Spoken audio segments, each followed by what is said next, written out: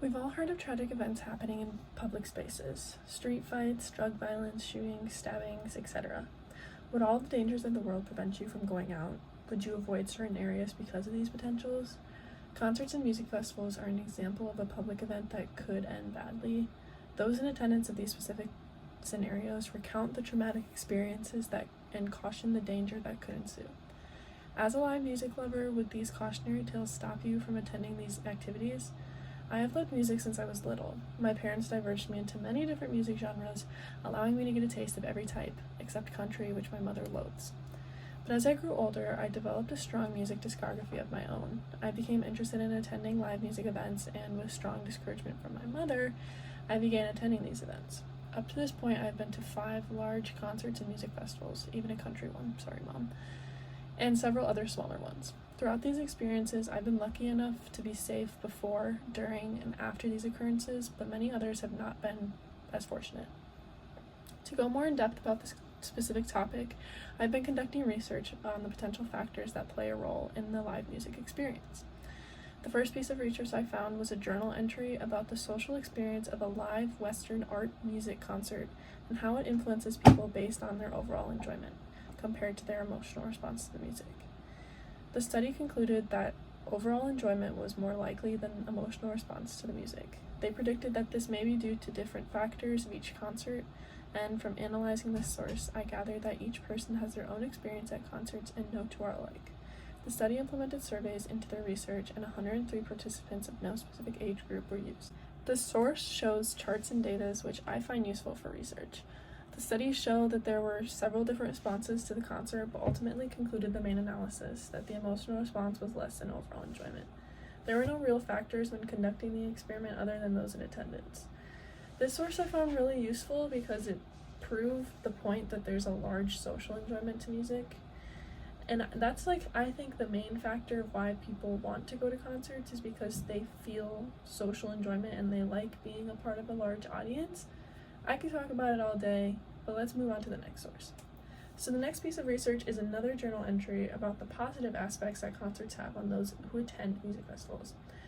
Their results of data collection found that there were 4 common groups of responses of well-being outcomes, and it included information about the positive contribution that music has on the general public.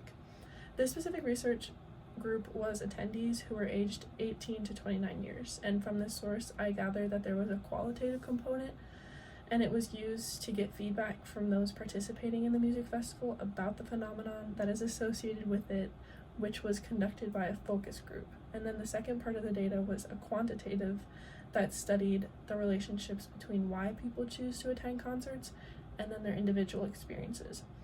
Each specific response was different, which helped me see the many perspectives of this research, and I'm really attempting to take my particular opinion out of this to express views and experiences of others because I think that's really important. So this source really gave me a big background on the positive contributions that people decided to see in concerts and their different outlook on all of their personal experiences. So the next source I found was a news story about the possible consequences of attending concerts and music festivals. It was kind of like a 180 from the last source, and the authors added specific details about tragic events that have happened in the United States throughout the years. They spoke about intoxication, shootings, sexual assaults, and deaths that occurred at these events. In addition to telling these stories, they also had personal testimonies of those who attended concerts that ended badly, one specific event being Woodstock 99 and a more recent event being Astroworld 2019. Some interesting key points from this source were mentioned, like the 2017 massacre at the Route 91 Country Music Festival in Las Vegas, and it shook the nation after 59 were left dead, which is to date the worst mass shooting in US history. The majority of those killed at festivals are in their late teens or early 20s. Personal testimonies included interesting stories. 25 years after the rioting and looting of Woodstock 99, attendee Liz Pole Wengel, 56, told Newsweek that she believes very little has changed when it came to safety at festivals. She quotes, there were a lot of people who were intoxicated, and young, very young women were getting fondled in the mosh pits. They were raped in tents overnight. She also stated there were a lot of crying women at Woodstock. She added, explaining how she worked to get those women to rape centers and encouraged them to report the incidents to police.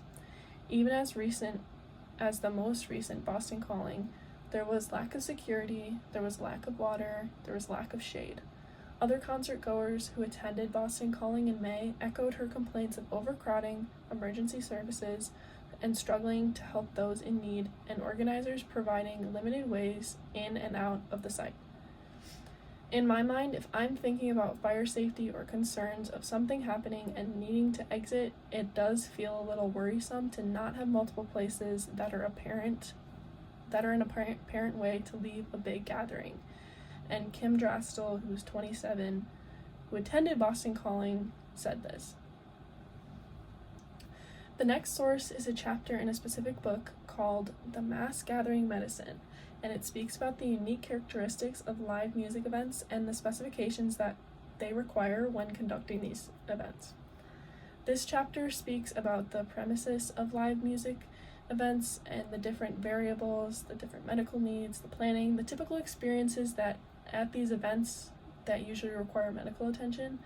And from this source, I was able to gather important information about the specifics of live music, and I combined this information with the previous research that I found to show that there are preventative measures in place to keep these events safe.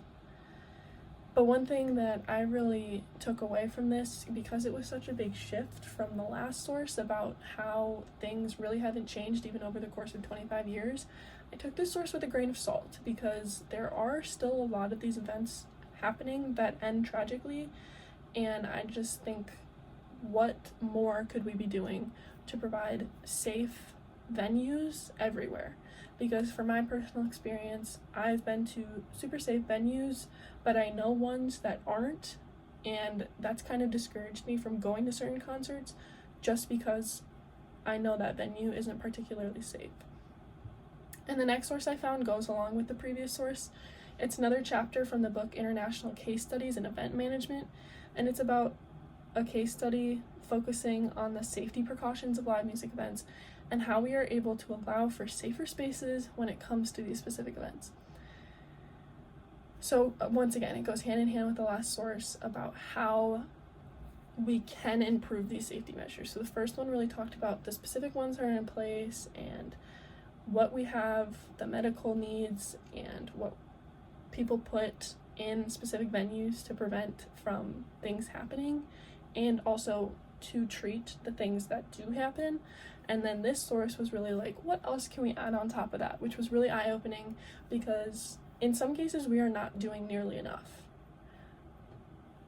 And the last source I found really wraps everything up together.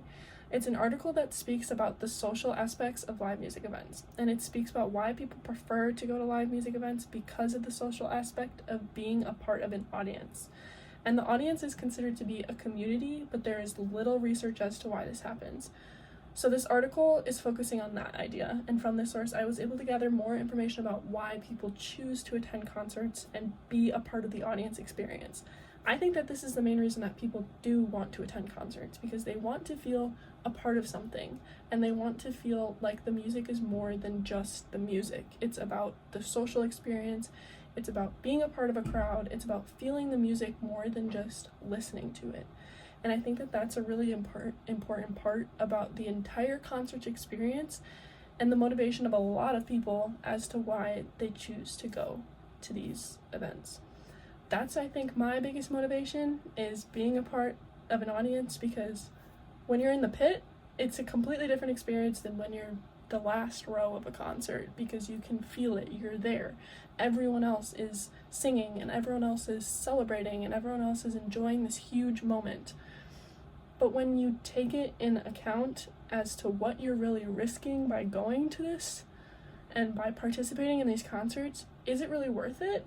And I think that's why it's important, do your research before you go and explore, and have a little bit of context before you go.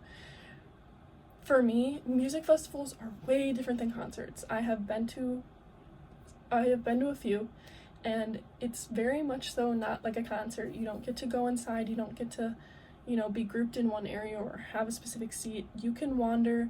Anyone can really get into music festivals. It's really not that difficult. All you have to do is pay for a ticket and go through a metal detector. So it's like, what are the chances? What's the probability? And that's the thing that I really wanted to find out. So overall, I hope that you got a little bit more insight into what concerts are, what music festivals are, the difference between them, and each side of the argument, because there's so many people that will say, I'll never go back to a concert in my life because of what happened.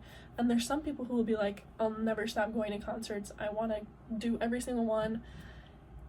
There's 100 things I can talk about this with factors of place, of price, of artist, of everything. But it comes down to the bottom line that maybe we're not doing enough when it comes to safety measures, and why are some areas more protected than others, and how can we prevent this, and what's the bigger picture, and what are your personal motivations when you choose to go to concerts?